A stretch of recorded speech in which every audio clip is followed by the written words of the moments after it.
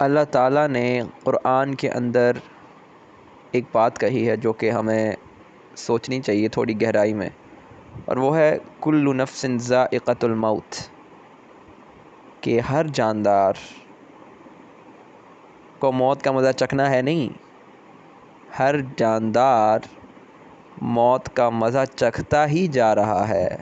یہ اسم فاعل ہے عربی کے اندر، اور اسم فاعل کا مطلب ہے یہ ڈوئر ہے،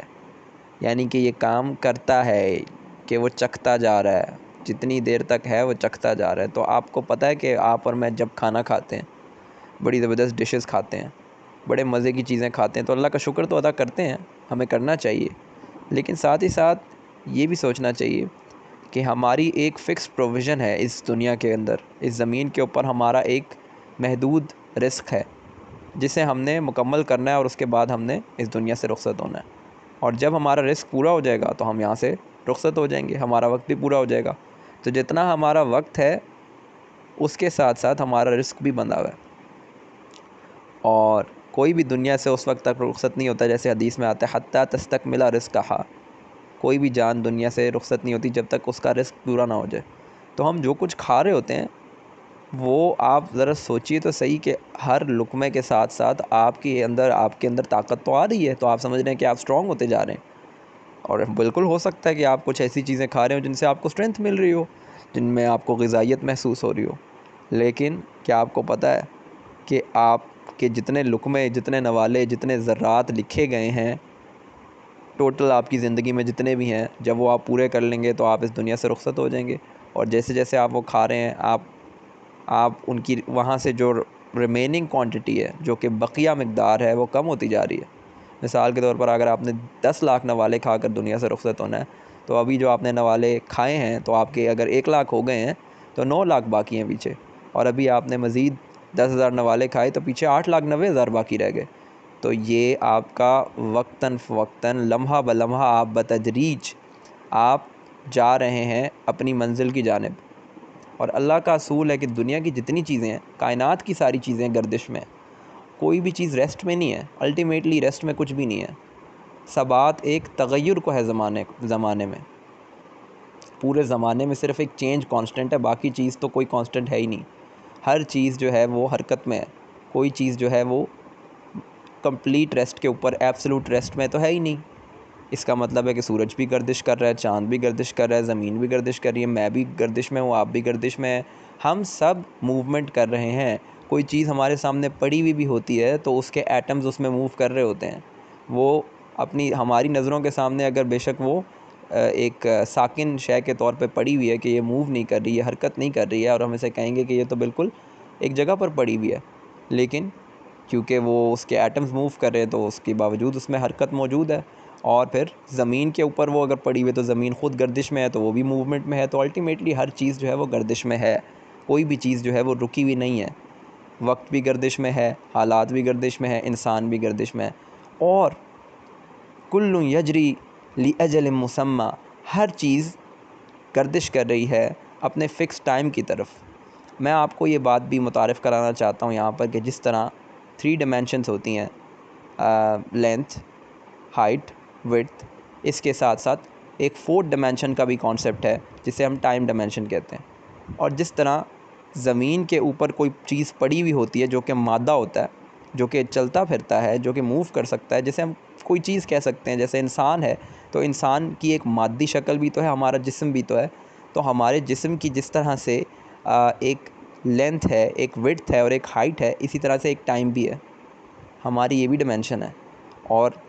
جتنا ہماری لینتھ فکسڈ ہے، جتنا ہماری وڈتھ فکس ہے، جتنی ہماری ہائٹ فکسڈ ہے، اور جتنا ہمارا ٹائم فکسڈ ہے، ہم نے اس سے آگے نہیں جا سکنا۔ تو یہ چوتھی ڈیمینشن کو اگر ہم کنسیڈر کریں تو ہمارا ٹائم بھی فکسڈ ہے، اور ہم وقتاً فوقتاً، لمحہ بلمحہ، بتدریج اپنی اس منزل کی جانب جا رہے ہیں جہاں ہمارے جسم کو فنا ہونا ہے، اور یہ لازمی امر ہے، کیونکہ اللہ تعالیٰ کی تخلیق کا پروسیس، ہر چیز کو اللہ تعالیٰ نے ڈبل ڈبل پیدا کیا، پیئرز میں پیدا کیا، اللہ کی ساری تخلیق ڈبل ہے، پیئر ہے۔ انسان کی اپنی ذات جو ہے وہ پیئر کا مجموعہ ہے، انسان کے اندر جسم ہے جو کہ مادی شے ہے، اور روح ہے جو کہ عالم امر سے تعلق رکھنے والی ایک کمپوننٹ ہے انسان کا، اور وہ بہت اعلیٰ و عرفہ شے ہے۔ اسی طرح آپ نباتات میں دیکھیں گے تو بھی میل فیمیل آپ کو وہاں بھی ملیں گے، انسانوں میں بھی میل فیمیل ملیں گے۔ اسی طرح آپ دن رات کو دیکھ لیں، آپ اندھیرا روشنی کو دیکھ لیں، آپ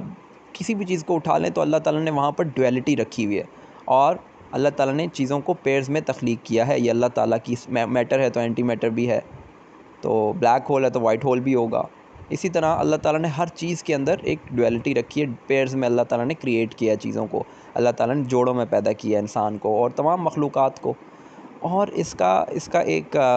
مقصد اللہ تعالیٰ کا یہ ہے کہ اللہ تعالیٰ نے کائنات کو پیدا کیا ہے ایک خاص مقصد سے، اور وہ مقصد پورا ہونا ہی ہے۔ آسمان کا ایک مقصد ہے، زمین کا ایک مقصد ہے، ہر چیز کا ایک مقصد ہے، وہ اپنے ٹائم سے آگے نہیں جا سکتی، ہر چیز اپنے وقت پر رہے گی، ہر چیز اپنے وقت پر کام کرے گی اور اپنے وقت تک موجود رہے گی، اس کے بعد اس کا فنا ہونا لازم ہے۔ فزیکل لاز کے مطابق بھی لازم ہے، فزکس کے مطابق بھی لازم ہے، آئنسٹائن کی تھیوری آف ریلیٹیوٹی کے مطابق بھی آپ دیکھیں تب بھی جا کر وہ چیز لازم قرار پائے گی، کیونکہ ٹائم کے اندر اس کی ایک اسپیشل فکسڈ اس کا ایک کوانٹٹی ہے جس سے وہ ایکسیڈ نہیں کر سکتی۔ اسی لیے اللہ تعالیٰ نے ہر چیز کا وقت بنایا، اور انسان کو یہ سوچنا چاہیے کہ جب ہم کوئی چیز کھا رہے ہوتے ہیں، کوئی چیز پی رہے ہوتے ہیں، تو ہم اپنے اس وقت کی جانب بڑھتے تو جا رہے ہیں، ہم ہر نوالے کے ساتھ، ہر لقمے کے ساتھ، ہر گھونٹ کے ساتھ موت کا مزہ چکھ رہے ہیں، چکھتے جا رہے ہیں، جیسے میں نے آپ کو پہلے بتایا۔ اور یہی ہمارے استاد سے ہم نے سنا ہے کہ کل نفس ذائقۃ الموت کی تفسیر اصل میں یہ ہے کہ ہر لمحہ آپ موت کو چکھتے جا رہے ہیں اور آپ کو اس بات کا اندازہ نہیں ہو رہا۔ تو پھر سوچنے کی بات یہاں پر یہ ہے کہ ہم نے کرنا کیا ہے۔ ہم نے جب یہاں سے میں اس وقت تقریباً 24 برس میری عمر ہے، اور میں آگے کی جانب بڑھتا جا رہا ہوں، مجھے نہیں پتا میرے پاس کتنا وقت ہے، لیکن میرے ذہن میں یہ سوال آتا ہے کہ وہ جو وقت گزر گیا وہ تو گزر گیا، اور اب میں کتنا عرصہ اور زندہ رہ سکتا ہوں اس دنیا میں؟ 40 سال اور رہ سکتا ہوں کیا؟ 50 سال اور رہ سکتا ہوں؟ 60 سال سے تو زیادہ نہیں رہ سکتا مزید۔ کیا میں 84 تک جاؤں گا؟ کیا میں 74 کی ایج تک جاؤں گا؟ اور ایک طرف تو میری یہ دعا بھی ہے کہ اللہ تعالیٰ اس بڑھاپے سے بچائے کہ جس میں انسان بچوں کی جیسی حرکات شروع کر دیتا ہے اور عقل و ہوش کھو بیٹھتا ہے، اور بالکل جو ہے وہ واپس اسی ابتدائی خلق پہ پہنچ جاتا ہے۔ وَمَن نُعَمِّرْهُ نُنَكِّسْهُ فِي الْخَلْقِ، اللہ تعالیٰ نے سورہ یاسین میں فرمایا ہے کہ جب ہم کسی کو عمر دیتے ہیں تو ہم اسے واپس اس کی پہلی کریشن پہ لوٹا دیتے ہیں، جیسے وہ بچوں کی طرح کی حرکات کرنے لگتا ہے۔ تو اللہ اس بڑھاپے سے بھی بچائے کہ جس میں عقل ضائع ہو جاتی ہے، جس میں انسان معذور ہو جاتا ہے، تو اللہ ہمیں اس ایج سے بھی بچائے۔ تو پھر سوال یہ ہے کہ میں اتنی زندگی گزار چکا ہوں، اور زندگی آگے بھی کچھ لمیٹڈ سی ہے، تو اس کے بعد کیا ہے؟ اس کے بعد میں نے کیا کرنا ہے؟ سوال ہے، اور اس سوال کا جواب سوائے اس کے کچھ نہیں ہے کہ اللہ تعالیٰ نے انسان کی زندگی کو بھی پیئرز میں پیدا کیا ہے۔ ایک یہ پیئر ہے، اور ایک اس کا دوسرا جو جوڑا ہے وہ ہے آخرت کے بعد اللہ تعالیٰ انسان کو دوبارہ زندہ کرے گا، اور اللہ تعالیٰ اس کا جواب قرآن میں بڑے واضح طریقے سے دے چکا ہے کہ اللہ تعالیٰ کے لیے کسی انسان کو دوبارہ زندہ کرنا کوئی مشکل نہیں ہے۔ جو پہلی بار پیدا کرتا ہے اس کے لیے دوبارہ زندہ کرنا تو کوئی مشکل ہی نہیں ہے۔ جس نے پہلی بار کوئی چیز تخلیق کی ہو، دوسری بار تخلیق کرنا تو کوئی مسئلہ ہی نہیں ہے۔ تو جب آپ اس بات کو تسلیم کر لیں کہ اللہ تعالیٰ نے پہلی بار تخلیق کر لیا انسان کو، تو دوسری بار تخلیق کرنے میں کوئی قباحت نہیں ہونی چاہیے، اسے کوئی مسئلہ نہیں ہونا چاہیے، کوئی مشقت درپیش نہیں آئے گی، اور اسے پہلی بار بھی تخلیق کرتے ہوئے کوئی مشقت درپیش نہیں آئی، کیونکہ وہ اللہ ہے، وہ ہمارے مینٹل لیول سے بیونڈ ہے، اس کا پرسیپشن، اس کو سمجھنا ہمارے دماغ کے بس کا روگ ہی نہیں ہے۔ تو اس لیے ہمیں اس بات پر غور کرنا چاہیے اور اپنی سمت کا درست سمت کا تعین کرنا چاہیے، تاکہ ہماری زندگی کی جو ڈائریکشن ہے وہ تو ٹھیک رہے۔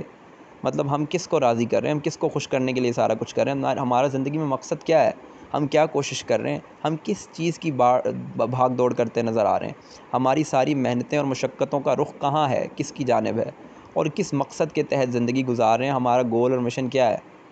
اور کوئی ایسا گول اور مشن تو نہیں رکھ کے بیٹھے ہوئے کہ ہم نے جو کچھ کر لیا ہے بس ٹھیک ہے، جو ہو گیا، اور آگے بھی جو زندگی ہے وہ بھی بس اس طرح کی گزر جائے، تو بس اس کے بعد